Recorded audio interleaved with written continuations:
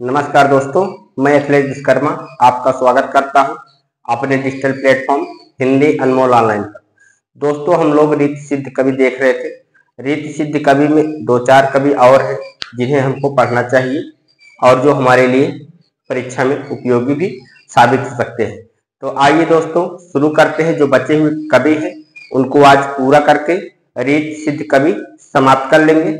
उसके बाद फिर अगली क्लास जो होगी वो होगी रीत मुक्त कवियों की। तो आइए शुरू करते हैं आज की क्लास।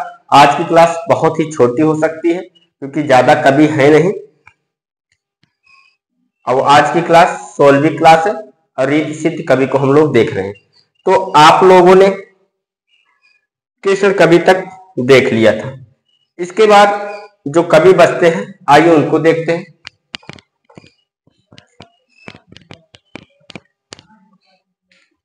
आज की पहली हेडिंग होगी आपकी विक्रमादित्य।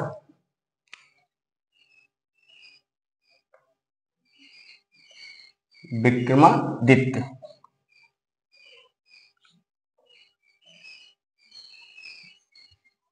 ये आज के पहले कवि। तो अगर इनके बारे में देखा जाए, ये 1782 से इनके बारे में लिखी, ये 1782 से 1829 ईस्वी तक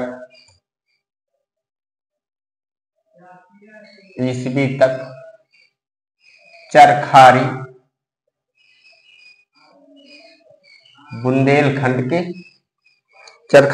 बुंदेलखंड के शासक थे। ब्रैकेट में लिख लीजिए बुंदेलखंड के शासक हैं।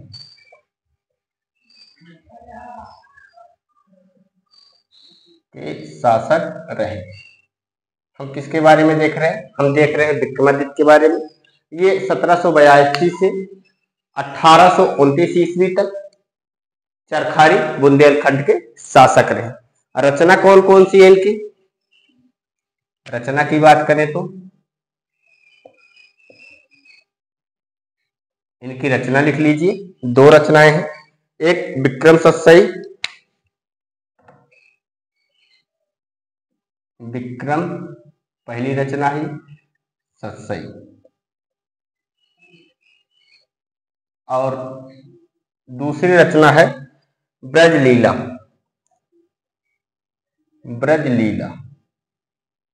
मिलान करने वाले का ट्रेंड अभी चल रहा है तो पूछा जा सकता है विक्रमादित्य की रचना है।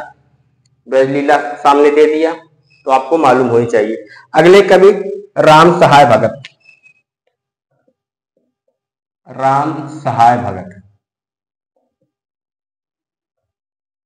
अगले कवि हैं।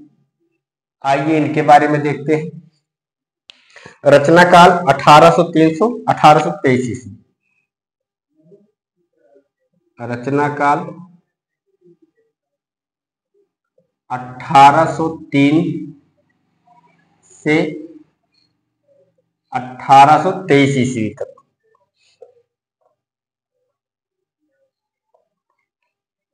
और रचनाएं कौन कौन सी हैं इनकी रचनाएं भी देख ली जाए। रचनाएं तो इनकी रचनाएं हैं राम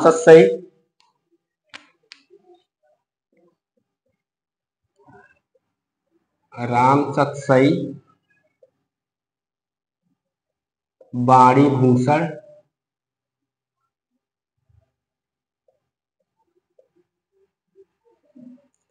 वृत्त तरंगिणी,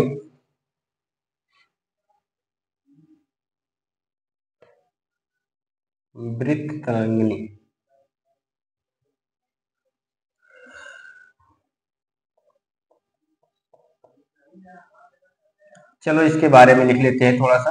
वृत्त तरंगिणी के बारे में, इसमें 4 सर्ग हैं। इसमें 4 सर्ग,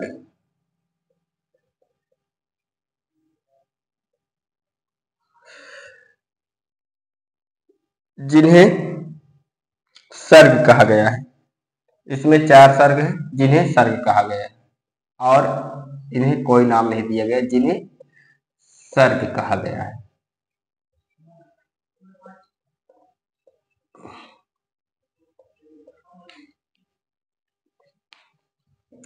ककाहरा,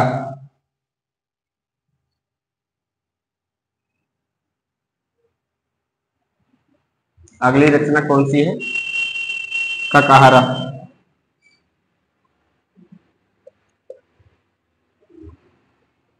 और इसमें क्या है? जायसी के अखरावट पर आधारित है। जायसी के अखरावट पर आधारित है।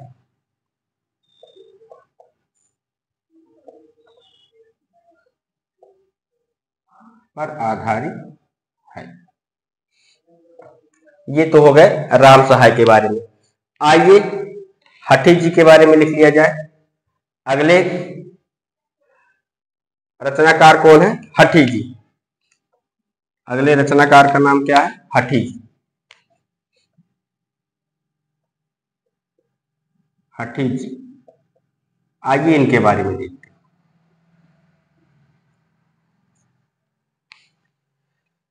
हित हरिवंश की शिष्य परंपरा में आते हैं। ये तो आपको पता ही है, लिख लीजिए।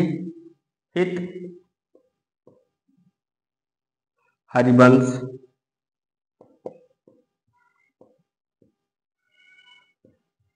की शिष्य परंपरा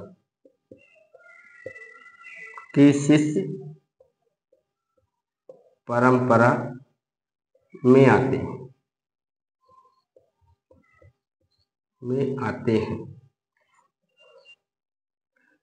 रचना कौन सी है इनकी? रचना की बात करें, राधा सुधा शतक। रचना कौन सी है? राधा सुधा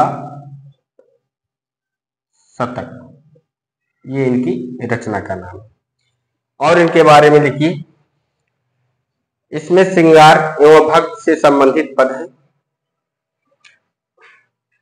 इसमें श्रृंगार एवं भक्ति से संबंधित पद, भक्ति से संबंधित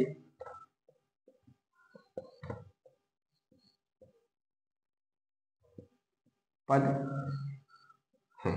किसमें? राधा सुधा शतक में। इन्होंने कला पक्ष पर विशेष जोर दिया है। हठी जी, इन्होंने कला पक्ष पर विशेष जोर दिया है। विशेष जोर दिया है।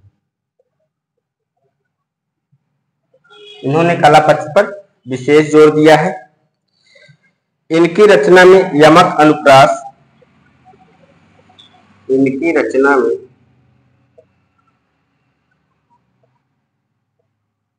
यमक अनुप्रास,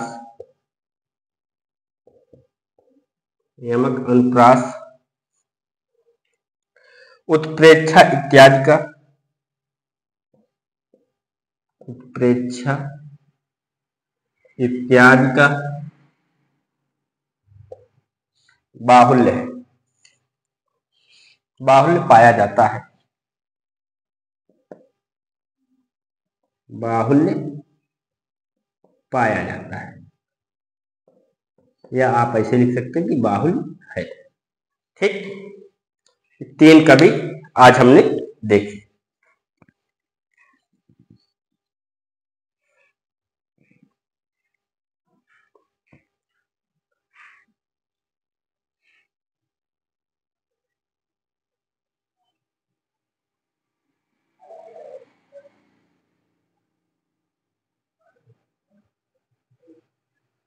नीचे वाली लाइन आप लोगों को नहीं दिख रही है, चलो मैं पढ़ देता हूं, आप लोग लिख लीजिए। ठीक, पहले कवि के रूप में हमने किसको देखा?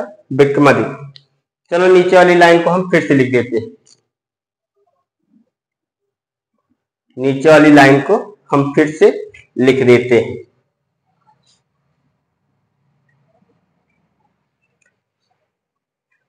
उत्प्रेक्षा आदि का बाहुल्य है, यहां लिख देते हैं बाहुल्य।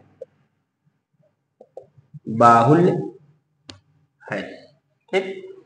अब दिखाई पड़ रहा है दोस्तों। आइए अब इस पेज को दोहरा लिया जाए। चले हमने सबसे पहले किसको देखा? विक्रमादित्य। ये 1882 से 1829 ईस्वी तक चरखारी बुंदेलखंड के शासक रहे। रचना कौन सी है? विक्रम सत्साई ब्रज लीला। दूसरे कवि के रूप में राम सहाय भगत को देखा। रचना काल 1803 से 1823 ईस्वी। रचनाएं कौन कौन सी हैं? राम सत्साई, वाणी भूषण, हित तरंगिणी। हित तरंगिणी में इसमें 4 सर्ग हैं जिन्हें सर्ग कहा गया है। इसमें छंदों की विवेचना है, ठीक। हित तरंगिणी में छंदों की विवेचना की गई। ककराहा जायसी के अखरावट पर आधारित है। हठी जी हित हरिवंश की विशिष्ट परंपरा में आते हैं, ये तो आप जानते हैं। रचना कौन सी है? राधा सुधा शतक। इसमें श्रृंगार एवं भक्ति से संबंधित पद है। इन्होंने कला पक्ष पर विशेष जोर दिया है। इनकी रचना में यमक, अनुप्रास, उत्प्रेक्षा इत्यादि का बाहुल्य। तो दोस्तों आप लोग लिख लीजिए, उसके बाद फिर बढ़ते हैं और कवि के पास।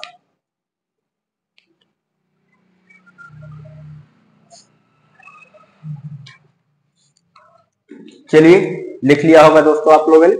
आइए एक पेज और देख लिए जाए।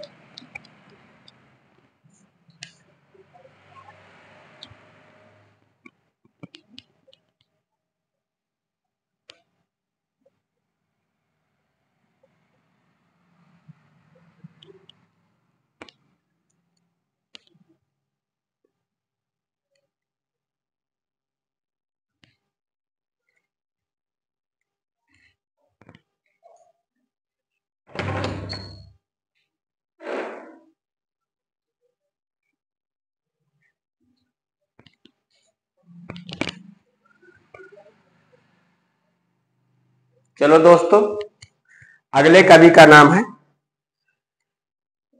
निवाज कवि। निवाज कवि।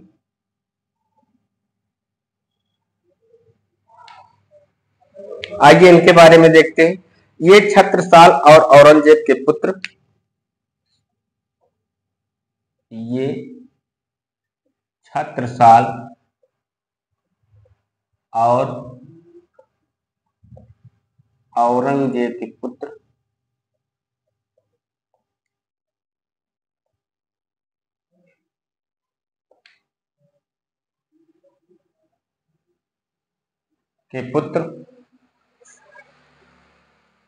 आजम शाह के आश्रित कवि थे। आजम शाह के आश्रित कवि थे। आश्रित कवि थे। रचना कौन सी है इनकी? इनकी रचना का नाम है शकुंतला नाटक।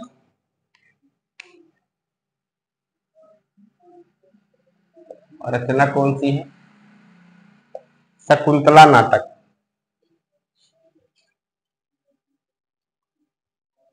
शकुंतला नाटक। शकुंतला नाटक। रचना काल, इसका रचना काल लिख लीजिए। रचना काल विक्रमी संवत 1937। सॉरी 1737, ठीक। यह दोहा चौपाई एवं सवैया छंदों में रचित है। यह दोहा चौपाई और सवैया छंदों में रचित है। छंदों में रचित है। या दोहा, चौपाई और सवैया छंदों में रचित है। भाषा इसकी क्या है? ब्रज। भाषा क्या है? ब्रज। आइए कथन इस पर देखते हैं हम लोग। इनके अच्छे श्रृंगारी कवि होने में, कथन लिखिए, इनके अच्छे श्रृंगारी कवि होने में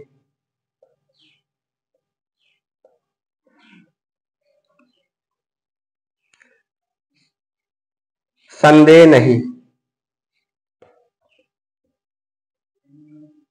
संदेह नहीं।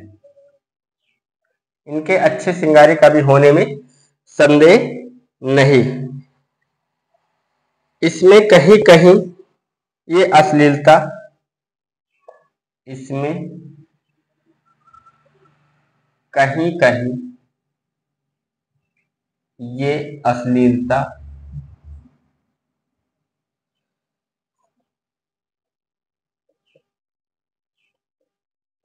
इसमें कहीं कहीं ये अश्लीलता की सीमा के भीतर जा पड़ते हैं, की सीमा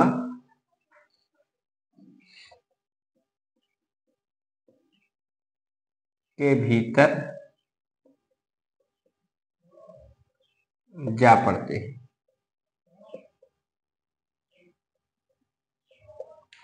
इनके अच्छे श्रृंगारी कवि होने में संदेह नहीं। इसमें कहीं कहीं ये अश्लीलता की सीमा के भीतर जा पड़ते हैं। और ये कथन किसका है? ये कथन है रामचंद्र शुक्ल का। रामचंद्र शुक्ल। आइए अगले कवि को देखें। अगले कवि हैं चंदन कवि। चंदन कवि। अगले कवि का क्या नाम है? चंदन कवि। पूरा नाम चंदन राय नाहिल। पूरा नाम क्या है इनका?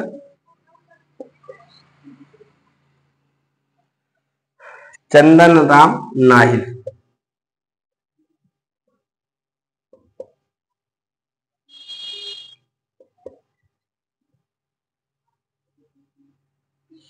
पूरा नाम चंदन राम नाहिल। कुल रचनाएं कितने की हैं? 52। कुल रचनाएं कितनी हैं? 52। तो उपलब्ध रचनाएं कितनी हैं? 8। उपलब्ध रचनाएं कितनी हैं? 8। रचना कौन कौन सी? आइए देखते हैं रचनाएं कौन कौन सी हैं। ये लिखते हैं। चंदन सतसई, चंदन सतसई। इसके अलावा केसरी प्रकाश, केसरी प्रकाश। केसरी प्रकाश के अलावा कृष्ण काव्य, कृष्ण काव्य। काव्याभरण इनकी रचना है एक, काव्याभरण। और रस कल्लोल भी इनकी रचना है। रस कल्लोल भी इनकी रचना है। 1 2 3 4 5 6, 2 और होनी चाहिए। तत्व संज्ञा इनकी रचना है। तत्व संज्ञा भी इनकी रचना है। चंदन सतसई, केसरी प्रकाश, कृष्ण काव्य, काव्याभरण, रस कल्लोल, तत्व संज्ञा और पीतम पीर विलास। पीतम पीर विलास, पीर विलास भी इनकी रचना है। ठीक दोस्तों, चंदन की रचनाएं कौन कौन सी हैं? चंदन सतसई, केसरी प्रकाश, कृष्ण काव्य, काव्याभरण, रस कल्लोल, तत्व संज्ञा, पीतम पीर विलास।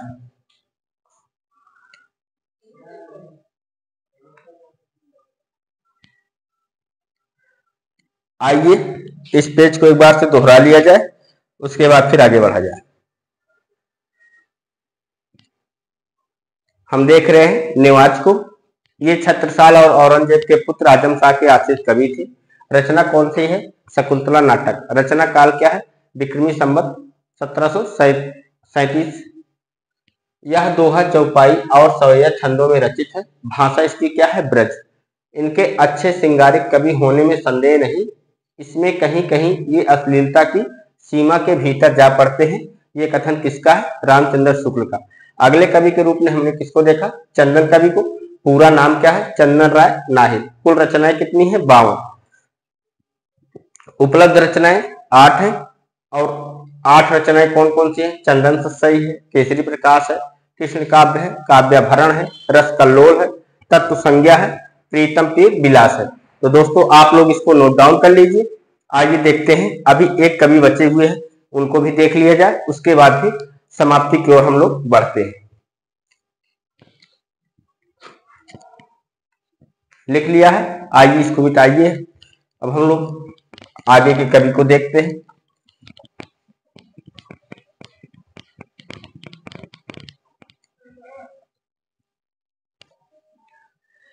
अगले कवि का नाम है पजनेश।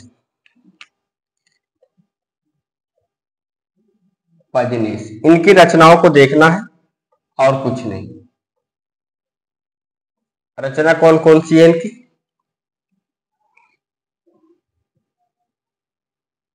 और ये महत्वपूर्ण कवि है, आप इंपॉर्टेंट भी कर लीजिएगा।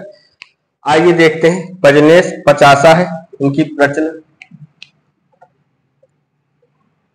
पजनेश पचासा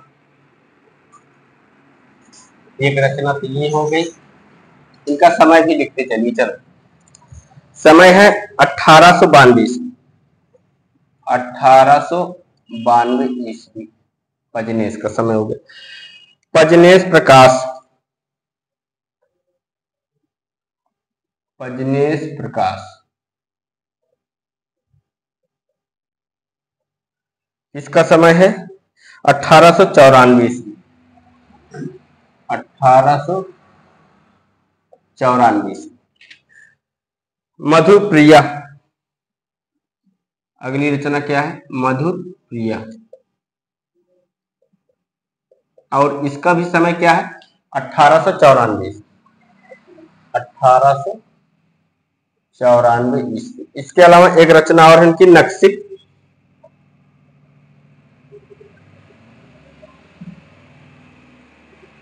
नक्सिक,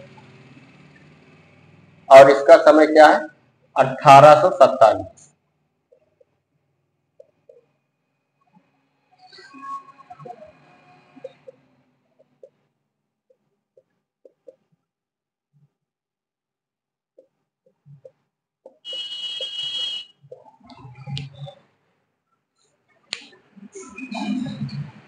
आपका एक और पाठ्यक्रम आज समाप्त हुआ। वो क्या था? रीत काल में रीत सिद्ध कवि। जितने कवियों को आपको बता दिया गया है, आप इतने कवि को नोट डाउन कर लीजिए। अपना प्यारा सा नोट्स बना लीजिए, पूरा रंग बिरंगा, कहीं नीला, कहीं लाल, कहीं गुलाबी। लेकिन जितना रंग बिरंगा बनाएंगे उतने अच्छे से तैयार भी करना है, ये नहीं कि रंग बिरंगा बना के छोड़ दे। ठीक, तो आज के अंतिम कवि कौन थे? पजनेश। पजनेश की रचनाएं कौन सी है? पजनेश पचासा, समय क्या है? 1892 ईस्वी। पजनेश प्रकाश 1894 ईस्वी। मधुर प्रिया 1894 ईस्वी। नक्सिक 1897 ईस्वी। अब रीत मुक्त कवि जो बचते हैं, आज की क्लास में हम उनको नहीं लेंगे। अब कल की क्लास में रीत मुक्त कवि को प्रारंभ किया जाएगा और सब कवि को। रीत मुक्त में घनानंद है, बोधा है, ठाकुर है, आलम है। आप लोगों ने याद कर लिया होगा कि रीत मुक्त कवि कौन कौन से हैं। तो इन सबको अच्छे से देखा जाएगा और तैयार किया जाएगा। उसके बाद हमारे 3 चरण हिंदी साहित्य इतिहास के कंप्लीट हो जाएंगे। पहला आदिकाल, दूसरा भक्तिकाल, तीसरा रीतकाल। उसके बाद हम लोग क्या पढ़ेंगे? आधुनिक काल। तो दोस्तों आज की क्लास यहीं पर समाप्त करते हैं। मिलते हैं कल की क्लास में। नमस्कार दोस्तों, जय हिंद।